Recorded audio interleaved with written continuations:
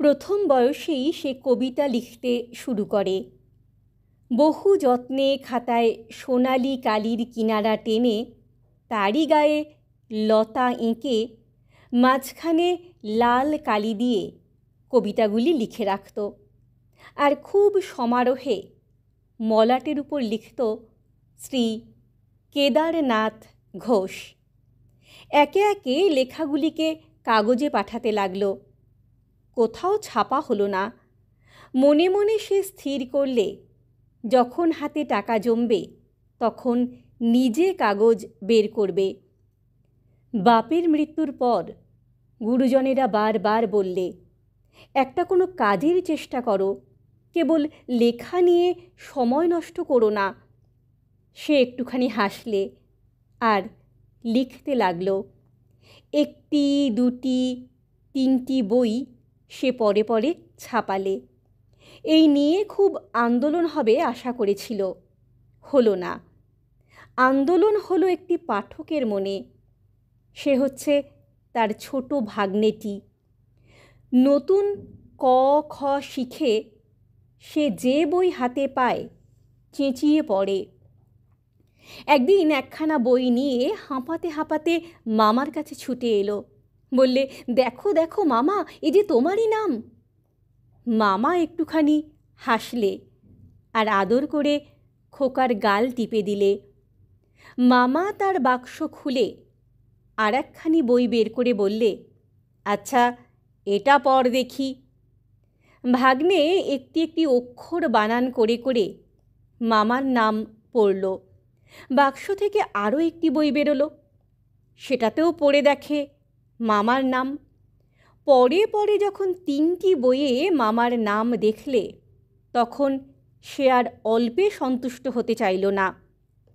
দুই হাত ফাঁক করে জিজ্ঞেস করলে, তোমার নাম আরও অনেক অনেক অনেক বইয়ে আছে, 100টা, 24টা, 7টা বইয়ে?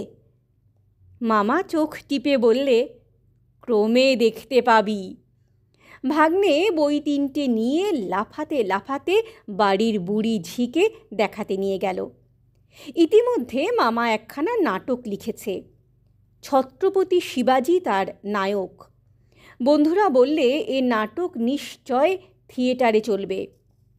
সে মনে মনে স্পষ্ট দেখতে লাগলো, রাস্তায় রাস্তায় গলিতে গলিতে তার নিজের নামে আর নাটকের নামে যেন শহরের গায়ে উল্কি পড়িয়ে দিয়েছে।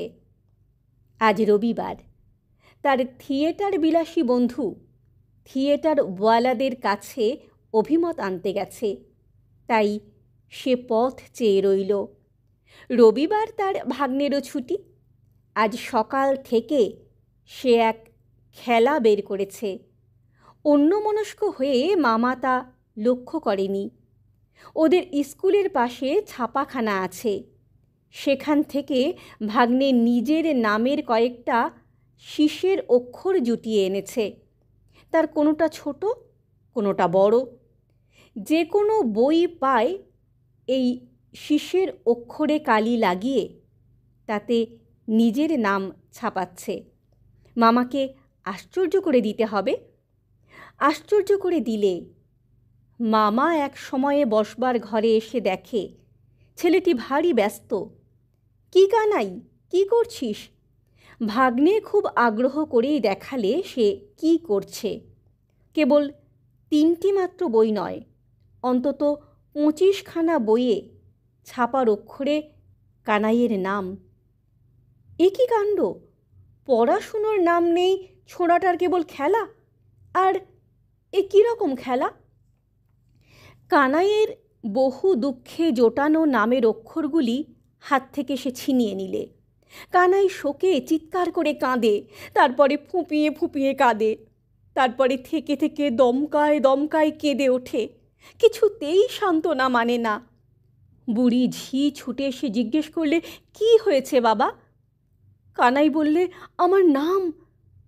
মা এসে বললে, কি রে কানাই, কি হয়েছে? কানাই রুদ্ধ কণ্ঠে বললে, আমার নাম।